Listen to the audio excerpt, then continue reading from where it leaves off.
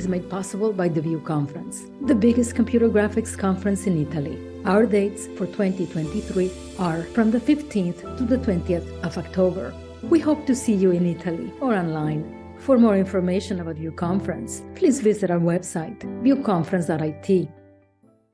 Good morning, good afternoon, good evening, wherever you may be.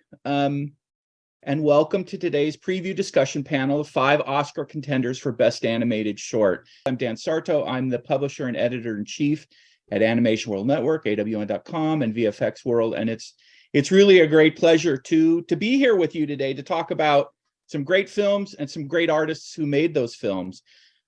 For the next hour or so, we're going to do a deep dive into the minds of these filmmakers, who I will introduce in a moment. They're here. We're going to take advantage of this unique gathering. We're going to pepper them with all sorts of questions. Hopefully they haven't heard them 8,000 times over the last few months. But if they have, I'm sure they'll be a good sport and answer them as if it was the first time they've heard it. First, I want to thank Dr. Maria Elena Gutierrez, who introduced herself, the director of the View Conference, one of my favorite events to go to on the annual event schedule. She's a singular force of nature and one of the most thoughtful, passionate, and energetic voices in the animation, visual effects, gaming, and transmedia industries. And I want to thank her and the View Conference for hosting this panel. So let's jump into this now. This year's selection of Oscar contending animated shorts is as strong a field as I've ever seen, showcasing a wide range of state-of-the-art visual styles across 2D, 3D, stop motion. But equally important, just compelling, well-crafted storytelling that makes such innovative and effective use of the medium of animation to capture our hearts and capture our attention with compelling stories. It's one of the reasons why, of all the things that I get to see and cover with Animation World Network, I've always loved the shorts because they're also varied and they're also personal. We have the directors, filmmakers of each of the 5 nominated films with us today. We're going to do our best to entice them to share insights about their films, the paths they took to tell such wonderful stories, the challenges they all faced working in such a time-consuming and pretty demanding medium, as you guys all know, and what they hope audiences like you take away after enjoying their celebrated work. So quickly, we're going to introduce them. We're going to say hi, and then we're going to get into some questions. So we have Peter Bainton, with The Boy, the Mole, the Fox, and the Horse. We have Amanda Forbes and Wendy Tilby, who made The Flying Sailor. We have Joao Gonzalez, who made Ice Merchants. We have Sarah Gunnarsdottir and Pamela Ribben from My Year of Dicks. And last but not least, Lachlan Pendergrass, who made An Ostrich Told Me the World is Fake, and I Think I Believe It. First of all, congratulations to all of you. Good luck at the Oscars, and welcome. Thanks for joining us. Peter, I'm going to start with you. Can you tell us a little bit about the origins and inspirations behind this film? You had a great night on Saturday night at the Annies, and shared some of your thoughts in accepting some awards. So why don't you tell us, where did this film begin? How did it all start? Well, it really started with Charlie Mackesy, who's who directed the film with me, and he also co-wrote it. And he's an English artist, and I think back at maybe a good 5, 6, 7 years ago, he started doing these drawings of a boy, a mole, a fox, and a horse. Mostly kind of, I think, out of conversations he was having with friends, and he would do these sort of drawings with these little captions attached to them and sort of share them. I think he started putting them on Instagram, and they drew a following. They seemed to sort of reach people and affect people, and it sort of grew. It grew as a sort of Instagram phenomenon, really. And then he was asked to make a book which is a collection of those drawings, and then eventually he was approached by Bad Robots, and also so Hannah Minghella from Bad Robots and Cara Spella from Non-More Productions. and to make a film. So that's the kind of origins, and the film really is our best attempt at a faithful adaptation of the book, and to try and achieve some of the effects that the book has had, basically. What do you dream about? Home.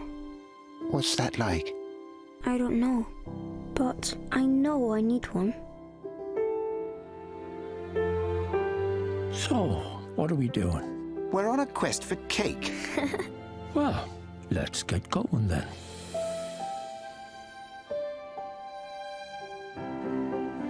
You are loved, and you bring to this world things that no one else can. Whoa!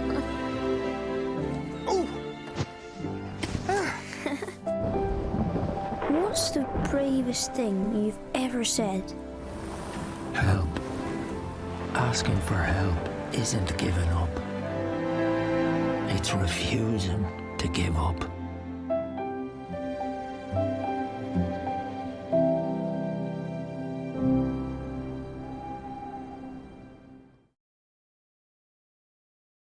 Amanda, Wendy, let's go next to you. Tell us about the flying sailor. I will mention very quickly that I actually was at that museum in Halifax, and I remember looking out around going, oh my goodness, you when you're there, it's a very different experience.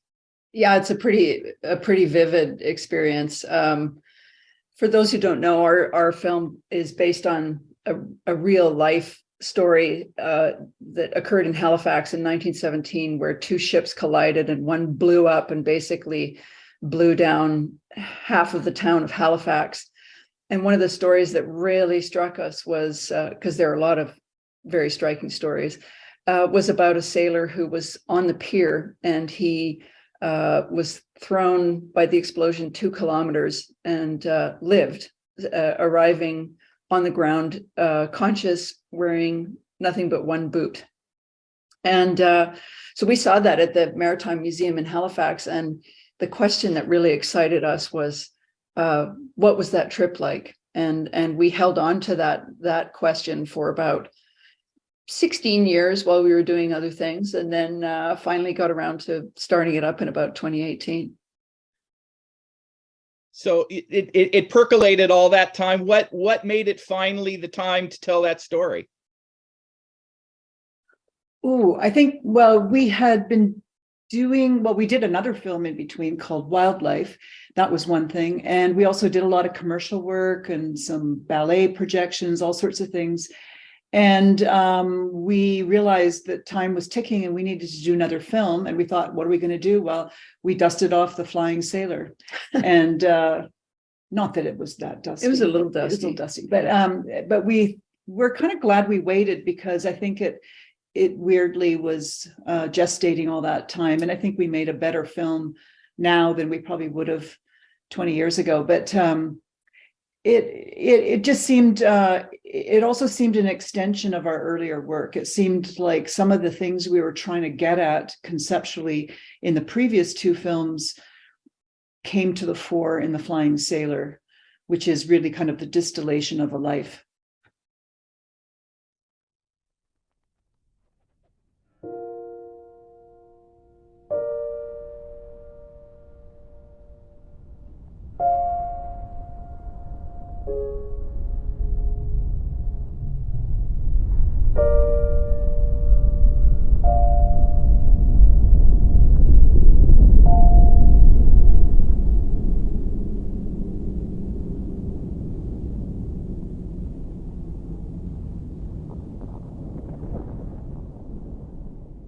Joao, why don't you tell us a little bit about the origins and inspiration behind Ice Merchants? Yeah, thank you so much for having me. So in my case, my films normally always start from an image or a scenario that comes from my subconscious. In this case, it was an image of that tiny house attached to a cliff. You know those feelings when you're just about to fall asleep and then you're like in this amazing place, and then you actually think about it and the image disappears and it's very frustrating. I like to try to pick those images as a starting point for my films, because I know that I consciously already have a connection with it, with some sort. And my challenge is always to try find a way of using those surrealistic landscapes and use them in a metaphorical way to talk about things that are personal and dear to me. So in this case, I knew from the beginning it was going to be a film about loss. And that's my starting point. I have a scenario and I have a feeling that I know I want to study and dive into. And the more that I dive into the world where the film is going to take place, I draw a lot about the world, I write a lot about the world. I start to have more concise ideas for the actual structure of the film. At the same time, I start to also compose the soundtrack of the film. So juggling between writing, drawing, writing, and composing the music, something like starts to appear more concise, and that's where I start from there. Yeah. So from the time you kind of first started with the imagery, the germ of the idea, how long did it take before you were pretty sure this is the film you're going to do? I would say the pre-production was around 1 or 2 months. In my pre-production, for me, it's very important not only to establish the structure of the film, but also assert the visual aesthetics and the film's tone above all. So when I start composing the music in the first place, I'm not very as interested in knowing exactly how long is the music going to be and how it's going to combine with each moment of the film. It's more about trying to find, in this case, like a melancholic tone that I know that if I keep playing it and I keep improvising on it, it will give me more ideas for the actual narrative of the film. So it's like a generating process, just juggling between both areas really helps to have a more concise idea. And in a way, I feel like it also helps me personally to make something more cohesive, because everything is like blooming out at the same time.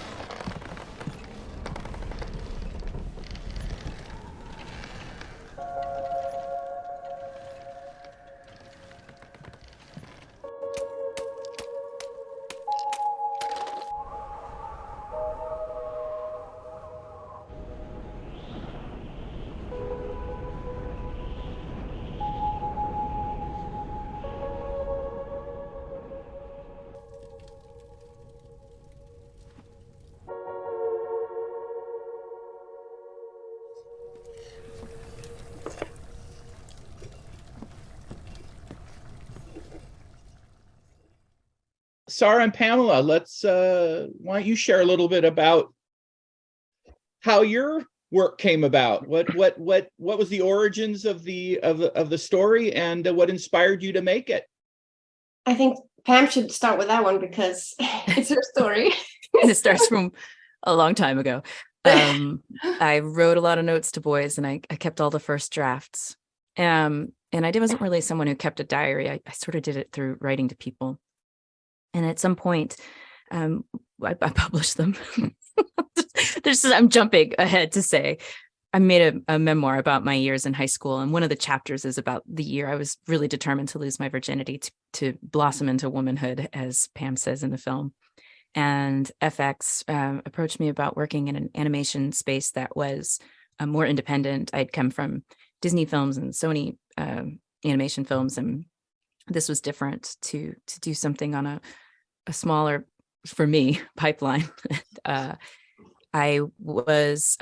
gotten the script greenlit, and then some directors were offered that had come from Jeanette Janine, who was a producer who had done other work for FX, and she suggested Sada.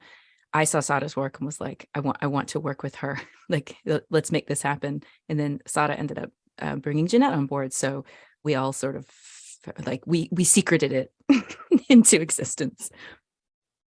So at Sada, do you want to talk about when the scripts came to you? Because that's when I think all the magic really started. Yeah, FX approached me with this, and they sent me like 3 out of 5 chapters, and I was really excited about it. I mean, Pam is such a wonderful writer. I mean, Yeah, I did stuff to try to have them choose me. Like I put some stuff together, and then I didn't hear from them for 2 months. And then That wasn't me. I was sitting at home waiting for her as well. Yeah, and then yeah, we started working, and we spent a year and a half together making this film. She had all these animators that she had in her head that were friends and people she admired. And the first time we talked, she was like, I think it's this person for this. And she was showing me all of their work. And it felt very much like writing love letters to each other of like, I feel like this when I read this, like me too. And it was such the spirit of what this film is about that I knew we were going to have so much fun making this, which we did. Pamela, I want to ask you, in keeping these letters, not being a diarist, but keeping these letters that go back to, years ago, along the way, did you ever think that you would do something like this with them? Or is that something that came about much later? Well, I used to tell some of it, like the sex talk was one of my first like one person shows, like it was in there. And then a friend of mine and I put together a comedy show called Letters Never Sent, which was us writing letters to often inanimate objects or concepts. And that was a 2-person comedy show that we had done together. And we took that to Aspen Comedy Festival. So while I might think, no, but then there was a letter in that was in that show that was verbatim. I read it to him. I called him and read it to him over the phone after I wrote it. And so in the show, my friend Liz is just cringing behind me. So I suppose I didn't know it would be here and I'd get to meet all of you today and talk to 238 participants. No, you can't have that in your mind when you're 15 and writing, what is love? Is it measured in raindrops? Like, no, you can't. Right. But I love when things come to you because of the reasons that you've said yes and the places where you've said yes and the people that you've met. And I feel like that is what writing Notes to Boys pretty early on brought to me, was learning who knows how to accept this kind of unabashed love. This is a story from the year I was determined to lose my virginity, also known as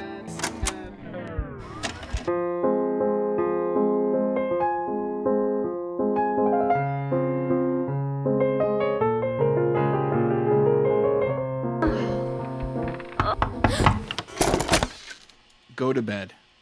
Okay. And whatever you're watching, cut it out. It's an art film. Yeah.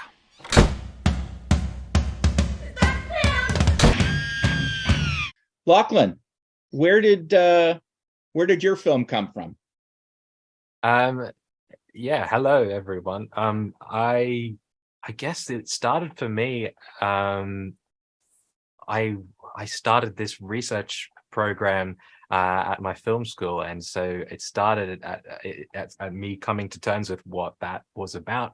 Like, how do you what is research? Like, I never really saw myself as like sort of academic sort of type. So I think it started with me just like reading a lot of stuff and trying to understand the origins of animation and stop motion, and just really just digging into things and figuring out a little bit of history, because I really enjoy stop motion, and I wanted to kind of figure out what it was that was so charming for me, and for what I wanted to emphasize and play around with, and it eventually went down this very sort of meta self-referential route, where you are constantly reminded that you're watching something that is handmade, and yeah, it was also about this sort of office worker who's living this very mundane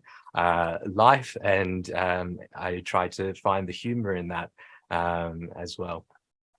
Wasn't there also, did you tell me last time we spoke, didn't you tell me also that part of making this film was the fact that if you, as part of your doctorate program, if you made a film, you actually didn't have to do other stuff, you could do the film, and that would like give you, make sure you had something to do for the year that you actually wanted to do? Well, yeah, the research output is the film. So the film is the research.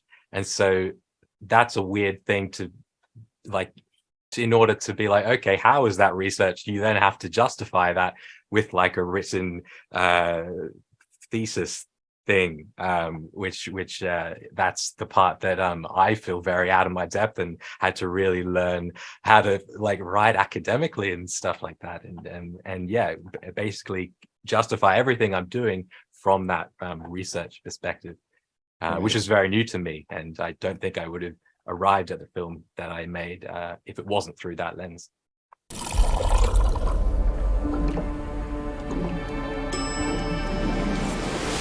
Ah, Neil. How are your sales coming along?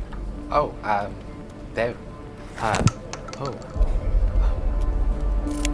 Neil?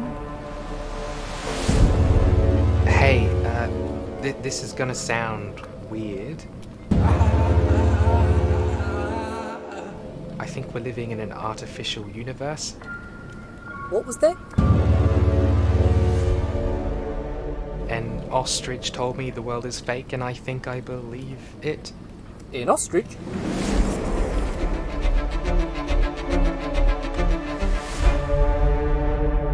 It's probably easier if you come see for yourself.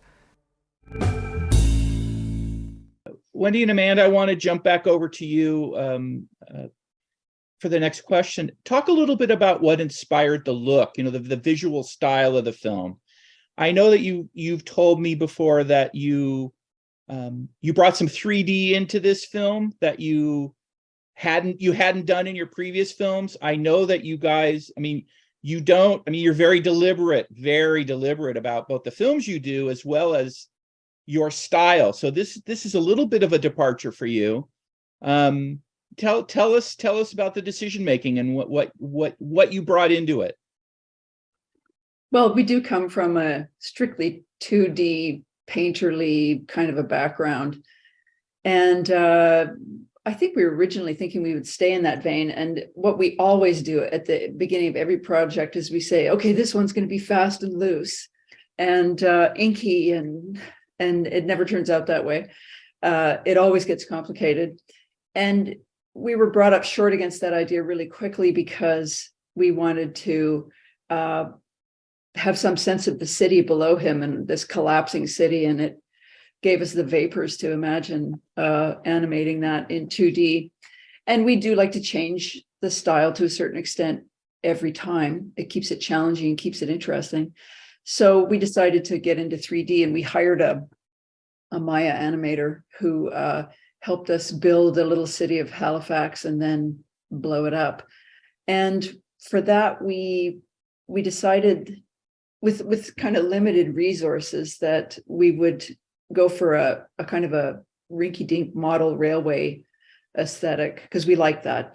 Everybody loves either very large things or very small things. So the miniature world is kind of appealing. And then we also, in our research, looked at an awful lot of tinted postcards from that era, and we decided to combine those two aesthetics, plus keep the sailor in 2D in our realm so that we could maintain control of him, because we felt that we could create a more sympathetic and interesting character in 2D. And so that's why we stuck with that. We were also really influenced by a lot of archival footage. When we made our original animatic, we were throwing in everything we could think of into the animatic to convey the structure, the shape, the emotional arc, whatever. But we really loved these. We had a lot of World War II stuff of explosions and aerial shots, and we looked at a lot of drone footage, that kind of thing. And so that kind of informed the look. And then we ended up keeping some of the little snippets of live action as the sailors' memories, because they actually work better than anything animated. And it fit in the world of the 3D world that we were working on at the same time. Joelle, what about you? Tell us a little bit about what inspired the look and the visual style of your film, the decisions you made and why.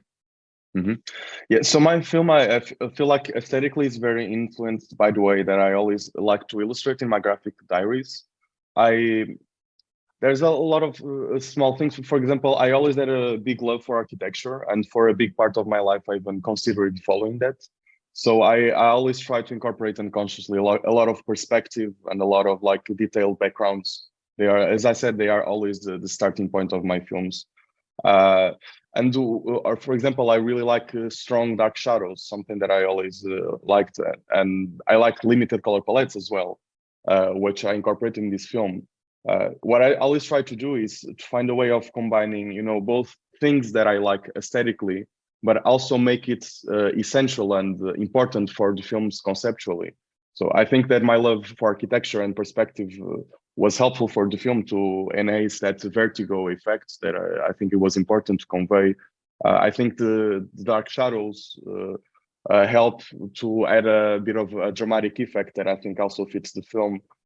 When it comes to the limited color palette, you know, I liked the colors. They were important for me that I liked them, but it was important for me to find a way of contrasting, you know, the warmer colors and more humane colors of the house and the characters with the more harsh and cold colors of the outside, the reality, you know. And so it's always a challenging for me to try to combine those two things. Also, although I don't use 3D for the final piece of the film, it's also very important for my process because when I'm doing the pre-production phase, when I'm like discovering the world where the film is going to take place, I always model my film's movie set in 3D. And that's really helpful for me because it allows me to navigate virtually inside the film's location, like I was doing location scouting. And it's very fun. It's a fun part because like playing scenes, you know, you're like creating those small things and are you adjusting the chairs and everything. And that's, for my head, helps having more ideas for the film as well. Sarah and Pamela, let's jump over to you. Tell us a little bit about the visual inspiration and the decision-making you went through with regards to your film.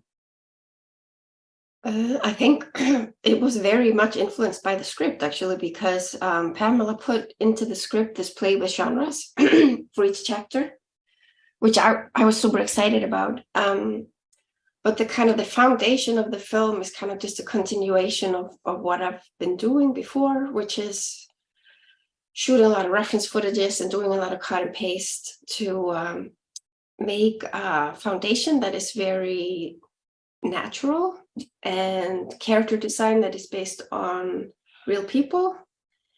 And then we started there, which is something I've been doing for a long time. And then I asked my background painters I wanted the world to be somewhat realistic and painterly, but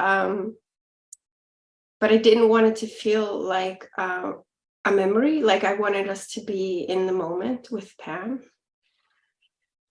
And then I had all these animation artists bring their own aesthetic into it. So I wasn't, you know, what can I say? I wasn't in control of what am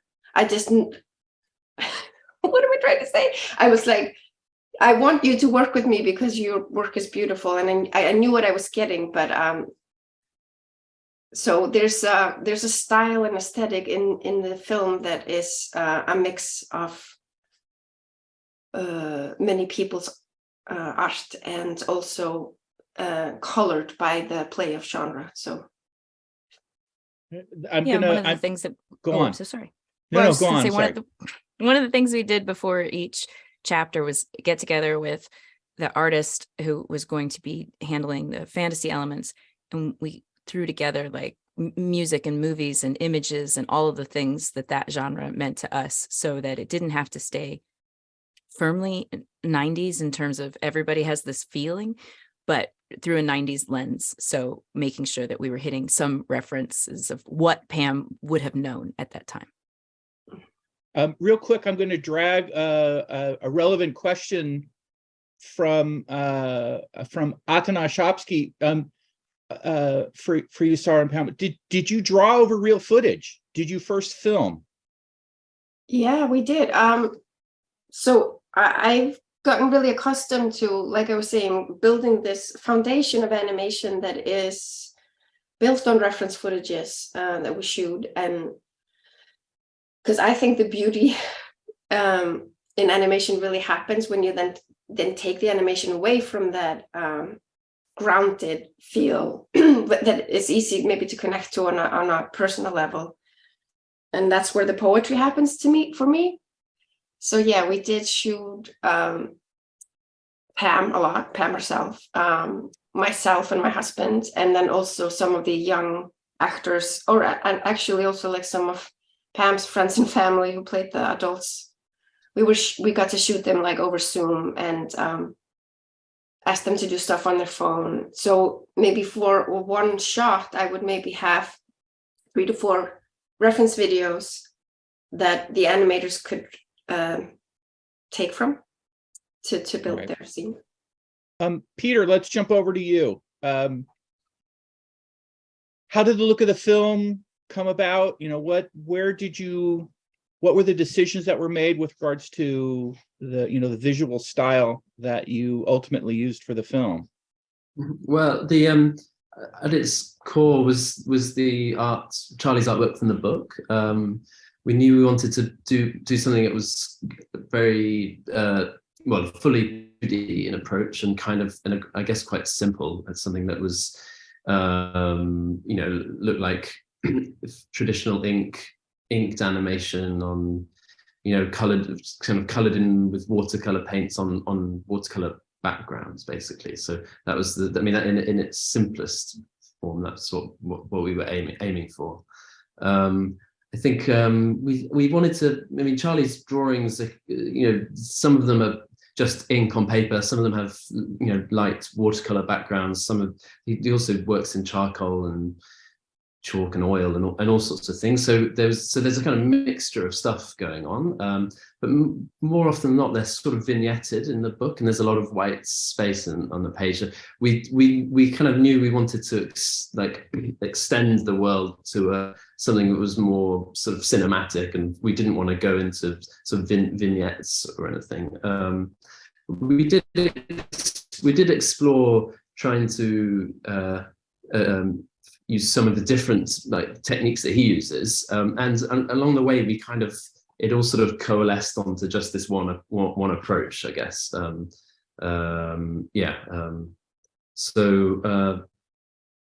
it's sort of based on the landscapes of northern England, Northumberland, and the sort of Scottish borders. So we were looking at a lot of reference materials for that, and Charlie always talks about the space up there. There's sort of endless horizons. So we were, and the oak trees and things like that. So we just sort of, we're trying to kind of make that sort of world come to life, I guess. How long did it take you, with regards to your testing and initial design work, before you were comfortable? You had, you had a satisfactory way to represent his drawings in an animated format? Well, funnily enough, I would say we were quite far into production before we'd definitely started animating things, and before we had a sort of concept shot that really worked. So probably, I started doing sort of development stuff, I think in the December of 2020, I guess, and it was probably June or something before we had June or July. So a good 6 months probably of exploring, of figuring things out, and at the same time as making an animatic and and even starting layouts and all the rest of it. Lachlan, let's jump over to you. Even the smallest of stop motion production has a lot of very deliberate puppet and set work that you have to, there's a lot of work that goes into it before you ever snap one frame. Tell us a little bit about your design process and how you arrived at the look of both your characters and the sets. For me, it's like, you have to build everything before you can start animating, and I think I will always find ways to cut corners to get to that as soon as possible and spend as much time animating and figuring out the performances and things like that. and so yeah, I think the looks of the puppets and the sets have this kind of like assembled look to it, and like it's all sort of cobbled together with bits of different materials that feel like you could like visually deconstruct them and figure out how they were put together. And so the other part of it is I wanted it to feel as though you were there in the animator's space, like you were watching over their shoulder. And I was figuring out a way to do that in a way that I hadn't seen before. And yeah, I had a few ideas, but one of them was showing the film through like a camera monitor, and having a glimpse of what's happening in the studio around the monitor. So you kind of get a sense of the, well, for one thing, you get a sense of the time like speeding by in front of your eyes, of just like the sporadic nature of a stop motion time lapse. And then I think it's quite funny that then the animation is this mundane office workspace where it's very slow and repetitive, and yeah, it's just a humorous thing that I wanted to play with. What was the most challenging aspects of your film, of the production, whatever that may be, whatever that might entail? What was the toughest? What kept you up at night? What kept you pulling out your hair? I think it's sort of the annoying things. It's like when you like come back to animate the day after and something's moved and you can't figure out how it moved or why it moved, and then you're fiddling around with it for hours. It's that kind of stuff that gets really challenging. I think it's the humidity or something. It must, I don't know. I've locked it, like there's sandbags on everything. I don't know how, anyways. So there's that kind of stuff that does my head in. And yeah, so I've got to the point where like I will end like halfway through a quick action.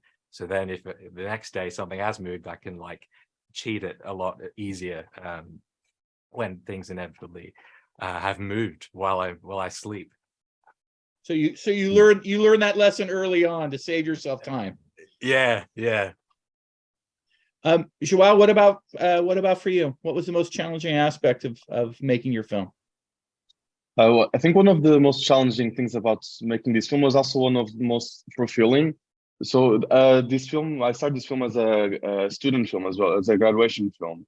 And both my films that I did before, I had to do them by myself. They were also student films. And this one, you could say it was a semi-professional and semi-student film. We were very fortunate to get a budget. And that allowed us to get like a small team, a small team, but like amazing team. And so I had to do a lot of work that I wasn't used to do before in terms of pre-production, like making layouts for the people for Alan Nuno, the other animator who worked with me, to animate her shots, apart from animating my shots. Also preparing shots for people to color afterwards. So there was a lot of pre-production that I wasn't used to do, because normally I knew what I had to do because I was working on the film. But after I passed that, like it was so beautiful just to see what everyone's personal touch added to the film. And so that's why I would say like it was a challenge at first, but at the end, I think it made a big difference in the film, and I'm very happy and grateful I had the chance of working with these people.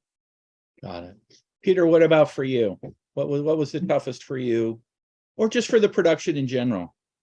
Well, I think that one thing we found after we finished the film, just straight after finishing the film, we started making some little idents for the BBC as interstitials sort of thing. And by that stage, we kind of had figured out like how to do the process, you know, and they happened it was kind of very easy actually, because we'd sort of finally learned this language that we could then kind of speak. So I think, which it kind of demonstrated to me that actually almost like the discovering how the pipeline, the techniques, everything was all like quite difficult, and it sort of, you know, it was only by the end of the film that we had a crew that could, you know, and all of us, like not just the crew, but Charlie, myself, and, you know, producers, everyone who could speak this same language. I think at the start, the start of the production, I guess I think an interesting aspect of it is working with Charlie as a co-director. Charlie always says we had, Cara and myself had two jobs. One was to make the film, and one was to teach him how to make a film. And that is true. And I think if you imagine where as sort of experienced filmmakers, for example, like when you do a scribbly storyboard drawing, that that it's going to be, it's just part of the process, and you're using it as a sort of in a functional way to figure something out, and that by the end of, once it's been animated and inked and everything else, it will if all good, being well, become beautiful. But I remember those early days of showing Charlie's very rough storyboard drawings, and he was, I think, scared of them because they didn't look like his drawings, I think. So I think he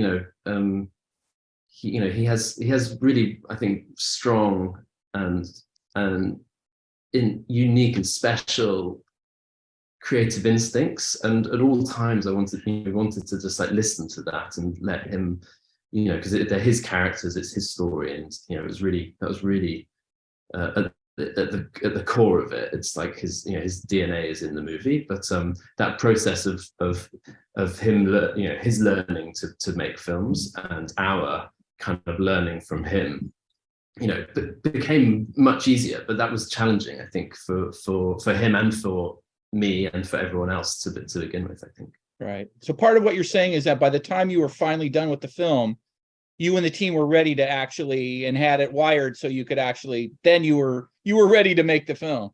Yeah, exactly. It was like the whole production process was a piece of R&D, and we're like, right, finally we can do it now. And then, off we went.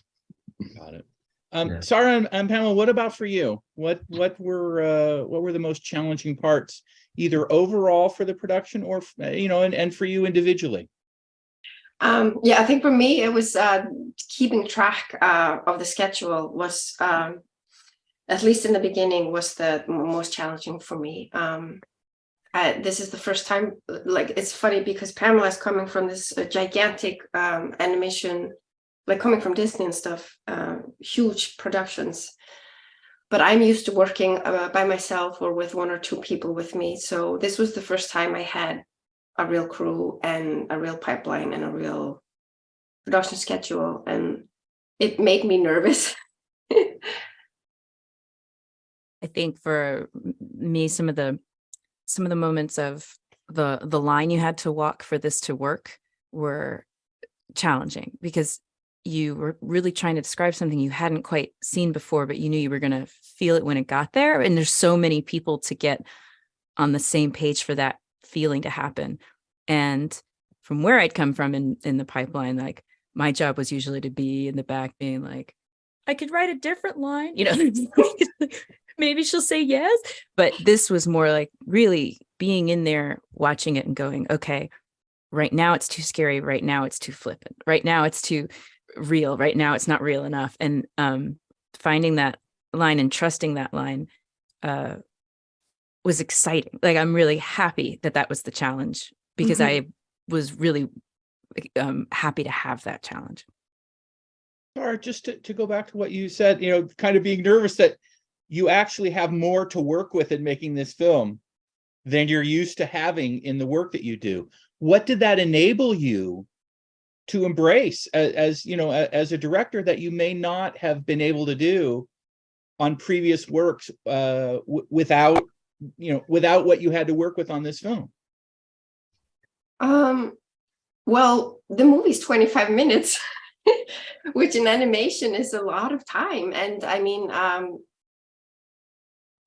feel like I'm almost halfway to making a feature, and I'm very proud of us. And just, I don't know, I was just so excited when I got the opportunity to do this and have Pam's trust with it too, because it's a beautiful, beautiful, beautiful script. It's a beautiful writing. And it has all these play within it, which I was so intrigued by.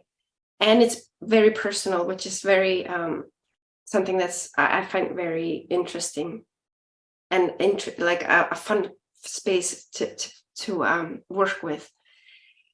And it was on a scale where I was like, I can't do this. It's not, I can't still, like, my arms can reach around this. But at the same time, I get to like work with all my favorite, like, this was a dream project for me. And I was like, I get to work with all my favorite animation artists. I get to invite them both to do it with me, but also bring part of their own art to it. I don't know, this, like, I'm just so happy because I think some people face doing something incredible on their own and then maybe getting a big, sometimes it can be problematic, I think, to get a really great big chance, but it can happen that you're not ready. So I felt like this was such a perfect next step for me from what I've been doing with animation. So, and you were ready. I have no idea if I'm answering your question. You are, but basically you had an opportunity and you stepped up to it, and that's a challenge in itself. Yeah, exactly. Wendy and Amanda, let's go over to you. I know we've spoken about the film a number of times, and you've shared with me some of the challenges just from the standpoint of you brought there's a number of different animation styles and visual pieces that you brought. It's an amalgam of a lot of different little decisions that I know took some time to do. Tell us a little bit about some of the challenges of how you decided this is what it's going to look like. This is how this film is going to be, and what was most difficult about making those decisions and getting this made. Well, I think we can relate to things that everybody was saying. A lot, actually. I mean, Peter, when you said your whole process was making the film was R&D, that's how we work. It's very experimental. We develop our look, our technique, our structure, everything simultaneously, which is why, like, when Sarah is talking about the first time working with big pipelines and crews, that's very intimidating for us because we're like a little cottage industry. It's mostly the two of us with a few other very talented people contributing. So we're always changing our mind. We're always reacting to the stuff we've just created and responding, and we're aiming for aesthetic coherence. But in this film, as you mentioned, Dan, we had a lot of different techniques sort of combined. And Lachlan, when you're talking about the perils of stop motion, I mean, Amanda and I have both worked under the camera back in the film days, and so we know very well, we always call it seat of the pants animation. And so computers have completely changed that. But, we really did, for about 2 minutes, consider building a model city on our dining room table. You can see it there. And then we thought, that's ridiculous. We have to blow it up and we'd have one chance, so, and then there's all that smoke and debris and everything else. And so I would say that the biggest challenge was the 3D, because it really was a big step for us. And we were intrigued by it, but very much out of our wheelhouse. And so when we started working with it, we didn't want it to be super slick, super whizzy, so we didn't have the budget for that. But we found it challenging because we didn't know the software, and so that we had people with expertise working with us, and we were always surprised by how long things took. I mean, particles, the weight of them, the size of the files, the building smoke was huge, as Zane Kozak would know very well, a fellow who worked with us. It was a lot harder and more time consuming than we thought. So I think that was the biggest challenge, was that we're so used to doing it ourselves that we were not able to, and we felt a little bit out of our element in knowing what to expect from it. And also 3D looks like crap right up until the very end. That's the other thing, is that as it's being built, we had to have a lot of faith that this was going to come together. And it all came together. We worked a lot in After Effects with, and if something was looking rough, we'd pull in more smoke, cover it with a little debris. editing, all these things, and color and filters and all that sort of thing brought these disparate things together. And as mentioned earlier, we had some live action in there. We have 2D animation. We actually have some real paint for these abstract sequences. We had this outer space stuff. I mean, it was very varied, which was interesting. We kind of liked that. It was very collagey, but we worked hard to maintain a unity to it all. For all the directors, this is from Sophie Corbett. What were the biggest changes between the first draft of your film and the final film? And why did you decide to make these changes? Well, our very earliest ideas, way back, we featured the fish a lot more. We liked we originally had an idea where how the fish would all be blown downward by the explosion and the sailor would be blown upward. And so we liked this kind of parallel or mirror path that they would take, ending close together at the end. And we pursued that a little bit, but it just took away from the sailor. We just, every time we left the sailor, we felt like we lost something. And so the fish became more incidental. I mean, really, he's the only other character in the film. So he has a major role. He, she, I don't know. But that was one major difference. But from the very first draft, it actually didn't change that much structurally and in terms of what we were trying to portray. It got a lot tighter and I hope smarter, but yeah, it stayed much the same. Well, we couldn't mess too much with the structure because we had this prologue that needed to set up the situation of the ships and the explosion as efficiently as possible, because for us, the film really began at the explosion. And then the sailor goes up and he comes down, and everything in between was the meat of the film. And we messed with that a lot, and we knew that it would be not random, but that was an editing process. But we could mix it up in quite different ways and it would still be the same film. But yeah, the structure was always very clear to us, and that it didn't change a whole lot. Okay. Joao, what about for you? In my case, I think the thing that changed the most was the film's length. Initially, I think I made a storyboard for 7 minutes. Then I made a new version for 11 minutes, and finally for 14 minutes and a half. I think what changed was me understanding that I think the story could be told in 7 or 8 minutes, but I felt that I needed a bit more time for the film to breathe, and so there were some connections with the characters that we see them interacting. So there was a lot of space that I added in the film's structure overall. I think that was the biggest change, yeah, along the way. Okay. Sarah and Pamela, what about for you? We cut so many jokes for time. Is that hard to do? No, because what's great is you get, once it's off the script and on the screen, you get to see jokes that you can't have in the script in the same way. So it doesn't need all the words that it needs to convey to get to the next step. So that's just me lightning round answering you. But it also was I hadn't worked in 2D before, so recording first was very new to me. That was different. Like this has a lot of talking in it, and that we were just going to stick with it was that was scary. Yeah. And I think maybe, and I was just like very much like a Nazi. I was just like, Pam, once we are happy with a storyboard, we are not touching it ever. But also I think from script to storyboards, we actually we cut some stuff for time, but it didn't really change that much. It's kind of amazing. And also I think the chapter that maybe we messed around with the most in the animatic stage was Sweet One. Okay. Yeah, definitely. Lachlan, what about for you? I think there was a lot in the script that I hadn't, I guess visually, couldn't visualize in the script.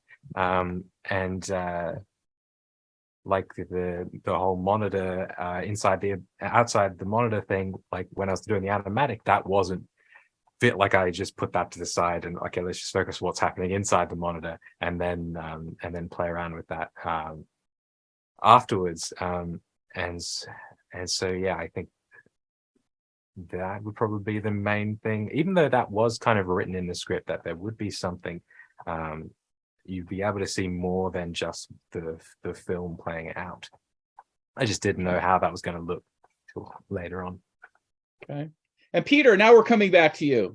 Yeah, well, I think interestingly, for me, in the early drafts of the scripts, well, going back a step actually, in the book, there are several moments where it feels a bit like the fourth wall is broken or something. So there's a page where there's a teacup stain on where Charlie's just left a cup of tea on his drawing, and then he's actually made something of it. And I think the mouse is that the voice is that the moon or something. And the mouse says, no, it's a teacup stain. And there's another moment with where his dog kind of mashed up one of the pages, and that went in the book as well. So in the early drafts of the film script, there were those kind of more irreverent and sort of fourth wall breaking moments, I guess, including, and the big one being a song. There's some drawings, I think, in the inside cover of the book of the characters kind of walking along some staves, and there was at one point that we were thinking of including a song in the film with that sort of thing going on. So they're probably the biggest changes that stand out to me. Want to ask all of you, from kind of the start of principal pre-production, like when this really became a project in earnest until you completed, how long did the films take to make, and roughly how many people were on the production? It was 2 years, and 120 people, I think. Okay. Not 120 people for the entire time, but in total. Okay. Wendy and Amanda, you mentioned a little bit you had a small crew. Tell us, how long did the film take, and ultimately how many people did you have working with you on it? Well, if you get rid of the 16 or 17 intervening years, it took about 3 years to make. And we had a crew of, I would say, 8, not full-time. Of course, Wendy and I were full-time. I'd say smaller than that, but I mean, That's being apart from generous. us, somebody who contributed animation, Maya, some After Effects, occasional help, and then some people who contributed some smoke and mirrors, smoke and mirrors, yeah. And that's so apart from sound's another thing, but so that's pretty small. That's apart from the whole administrative crew at the National Film Board, of course. Right. Joao, what about for you? Yeah, so the film took roughly 2 years to make. I did some stops in the middle because I was doing some commissions. So yeah, I started in school and I kept working on it after graduating. It was roughly 2 years. And in the animation department, our film was very small. It was just me and another person. And the film is almost 15 minutes. And so each of us roughly animated 7 minutes and a half. And we had more people then helping with the coloring. We had a team from Portugal, France, UK, and Poland to help us doing the coloring, which was very, very important to color the characters.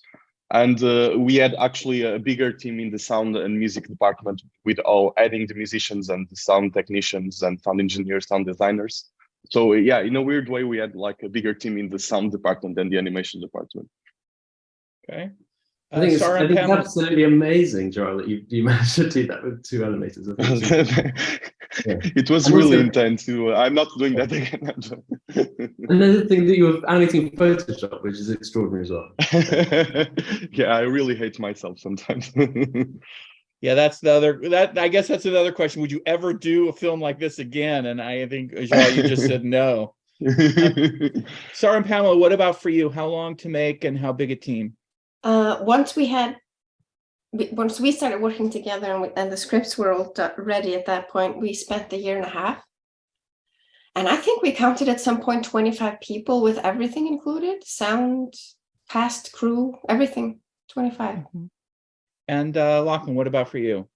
For me, like aside from like voice actors and such, it was myself and 2 university supervisors. So it was me building all the puppets and sets and animating, and then I'd meet with my supervisors regularly and bounce ideas and yeah, keep me sane along the way as well. There's another question I'd like to ask, and again, this is for all of you. This comes from Alice Guarini, and I'm gonna edit it a little bit to make it relevant across the board. What's the one thing that you feel you did right as a student, or let's say earlier in your career, which helped you where you are today and helped you on your most current work? Yeah, see, if I'm honest with myself, I don't know if I did the right thing. So the answer is nothing. I don't know. But like, I think it is sort of just, well, I've made a decision, so I'm gonna stick with it, even if I'm not sure if it was the right thing. So yeah, that's okay. That's fair enough. Sarah and Pamela, what about for each of you? I moved around a lot. I went to 13 schools, and in grade school we'd move every 6 months, which was not great then. But it certainly taught me how to, well, make friends, make a found family very quickly, and hold on to memories in a way that I think is a little, I now know, different than a lot of people do. Hang on to their memories. And so all of that, it went into making this film, whether or not I was aware that I was doing it at the time. It is only through answering these kinds of questions that I've been like, oh yeah, I think you can put it together.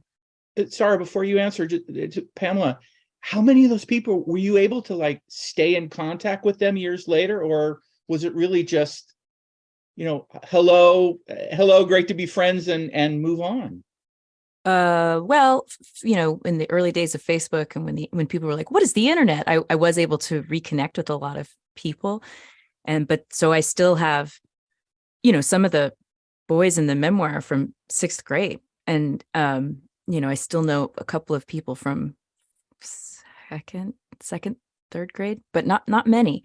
And I never really knew what it was like to be the one who was there and then took off. Like, did they remember me in the same way? Probably not. But there have been a few I've been able to stay in touch with. Okay.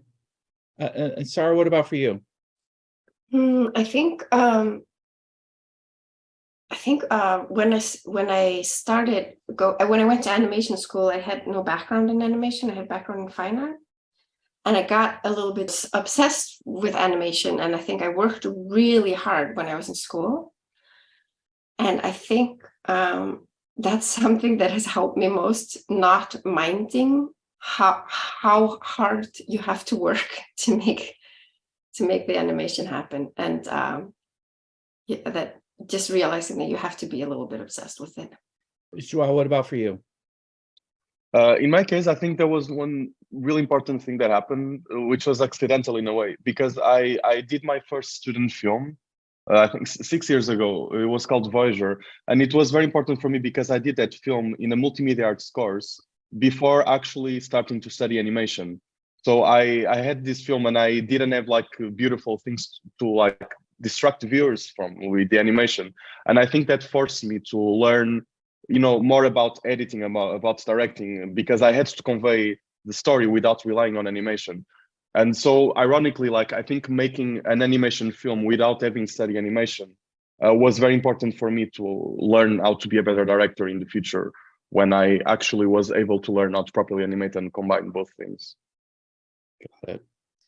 Wendy and Amanda, what about for you? I know there's some live action schooling as well way back when. So what did the early years, what'd you do right? What'd you learn that you look back and say, no, that was good that we learned that then, and that helps you either in this film or in other stuff you're doing now? Well, the first thing we always say to students is make a film and just finish the damn thing, because as we know, that can be tremendously challenging when you're in school. And I think some people think they just need to have a reel, but there's nothing like doing it to learn it. And I would probably point to that as the single deciding factor, because it really shows people what you're made of. Yeah, it's such a simple answer, perhaps inadequate, but but also, we met in art school, and neither of us went to animation school really, even though there was an animation course, but it wasn't. You don't learn the kind of big studio animation. we still don't know how to do that. Yeah, we don't know how to do that.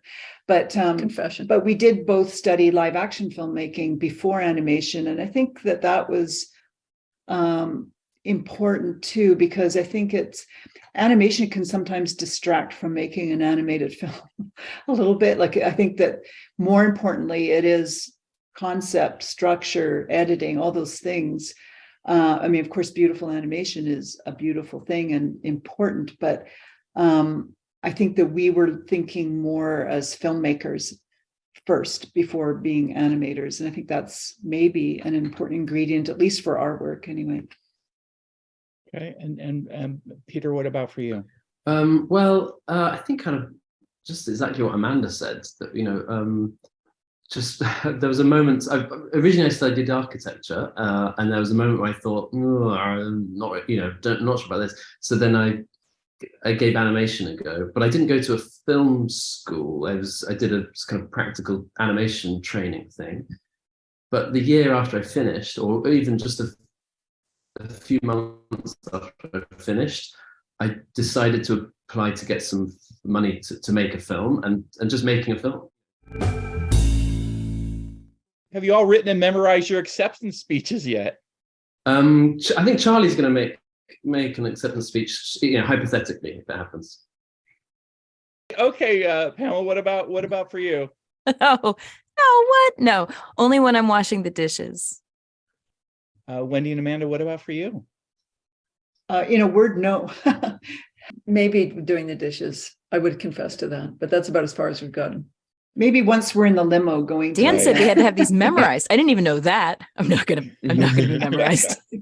What? There's no teleprompter? I'm just gonna be pulling things out of bras. Yeah, exactly. Joelle, what about for you? Yeah, no, Have you thought about that yet? I haven't as well. I'll probably think of some hypothetical speech like the day before while taking a bath, like while I'm really anxious or something like that, I think. But no, I have. And Lachlan, what about for you? No, me neither. I think it would be helpful, just in case, to know the list of people, because that sucks if you forget to mention the right people. And I've done that before, and then so I think I'll memorize that part.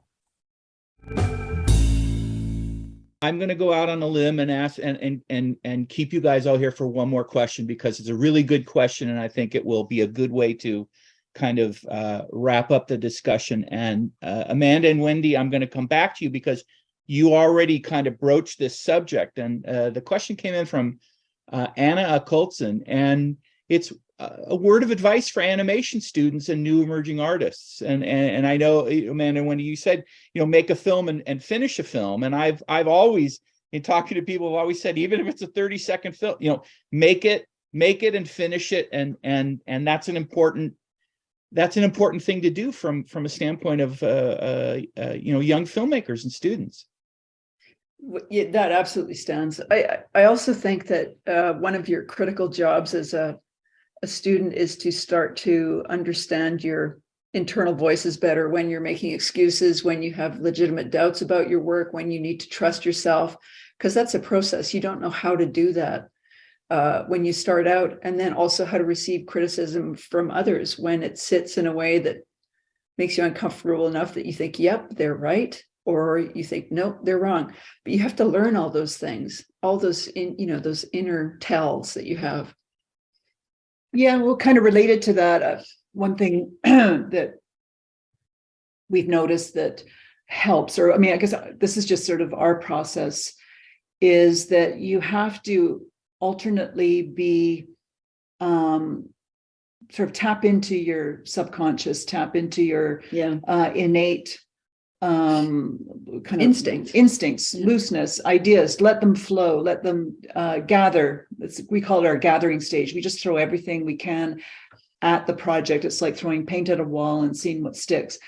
And then you put on your other hat, which is your rigorous hat, and that's the one that judges what you've gathered and sifts through it and finds the film that that your subconscious has gathered the material for. And we alternate between those two modes in a way, but they're both equally important. You have to, you have to let that raw, innate creativity run rampant. But then you really have to be rigorous, and you have to ask yourself, is this an idea worth telling? Does this idea hold water? Does it make sense? And I'm not saying we get it right all the time, but those are the two alternating processes. Peter, what about for you? What's your advice? I think it sounds glib maybe, but sort of follow the dream. Like if you have a sort of, if you kind of think you want to be a filmmaker or be an animator or, whatever it is, if you deep down know that's what you want to do, you just have to kind of keep going and just go for it and believe in yourself and just, keep practicing basically and keep doing it and make stuff, finish stuff, learn from it, and and don't kind of give up. I think I remember there's a time when I was confronted with I sort of started thinking, perhaps I should learn 3D animation and go into that world.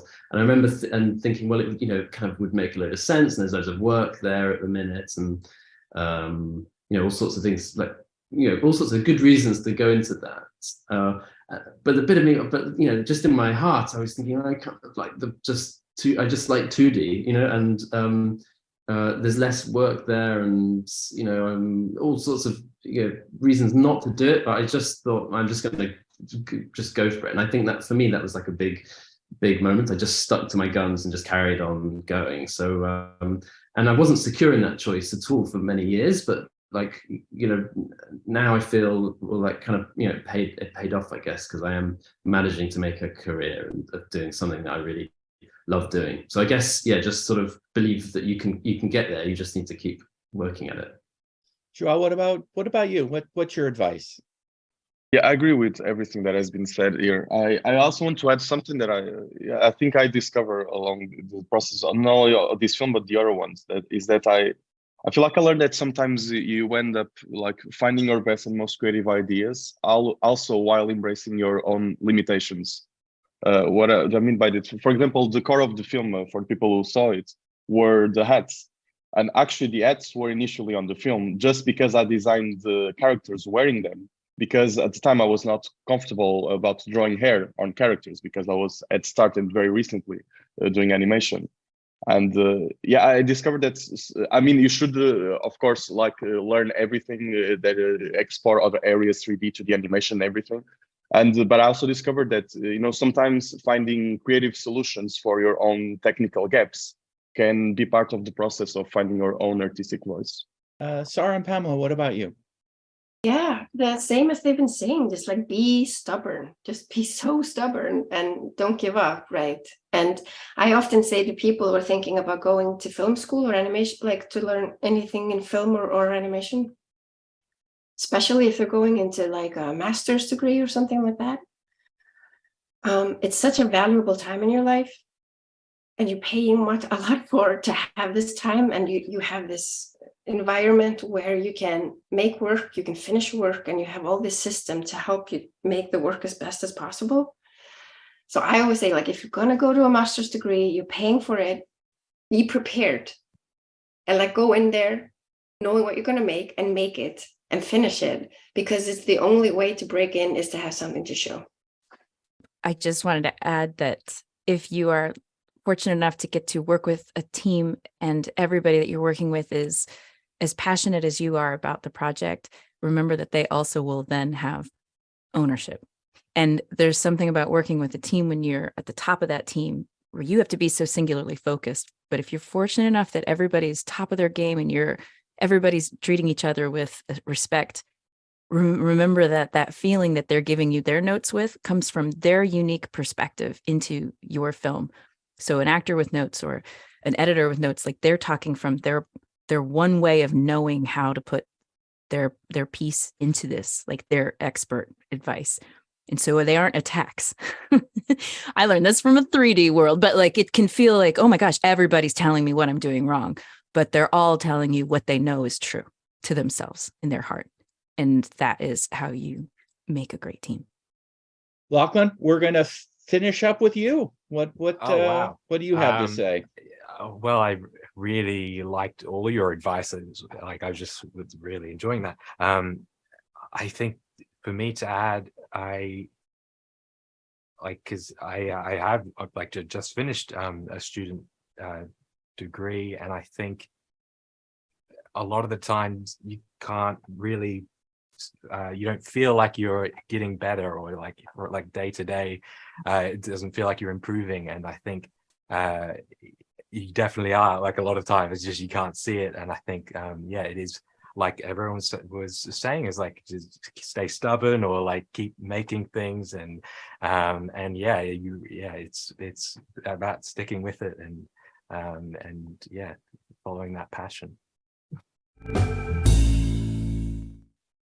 To Peter, Wendy and Amanda, Zhao, Sarah and Pamela, and Lachlan, first of all, congratulations on your nominations. Congratulations on some great work, and good luck to all of you. It's unfortunate that someone comes home with an award and there are others that don't, but I think you're all equally deserving, and I wish you all the best luck in coming up here. And I want to thank you for joining us today. Thank all of you out there in the audience. And of course, Maria Elena, thank you for putting this on.